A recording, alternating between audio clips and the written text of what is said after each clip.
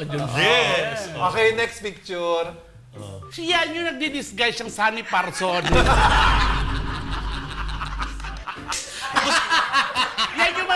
Yan yung mga kapanahon na confused siya. Gusto daw maging action star. Sabi ko lang, friend, support ako sa'yo. Ano pinag-uusapan nyo dyan? Hindi, Sunny Parson. Hindi, ang hilig kasi namin ni Petit mag-video call. Mag-video call. So, wala kaming pakialam kung ano itsura namin. Grabe Si yung utong Petit- mo, no? Parang Oreong basa. Wow. Kay Petit. Alam mo ba na, yung utong niyang yan, pinasok ko rin ng sigarilyo. Tapos gumalaw, naglakad, garapatan na. Wow. Wow. Oh! Tapos yung sa kabila, nakakaroon siya kaya kinakamot. Wow. Tapos maya-maya, may malaking bangaw lumilipad. Oh. Tapos yung bangaw, gumanon dito, gumanon. Tapos yung bangaw, yumakap.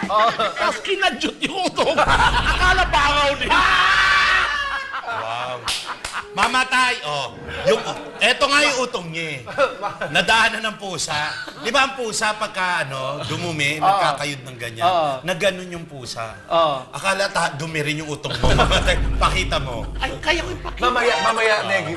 Makakabawi ka, Negi. Kasi ikaw pala may kasalanan. Naghahanap ng ganyan. Grabe yung picture mo dito, Yes. Negi. Oh. Pero idol niya si Sunny Parson. Alam mo yung 3 days o laligo, tapos nakakamot lang ng bayag. Tapos aamuyin yung, tapos pipitikin yung... Ay, ito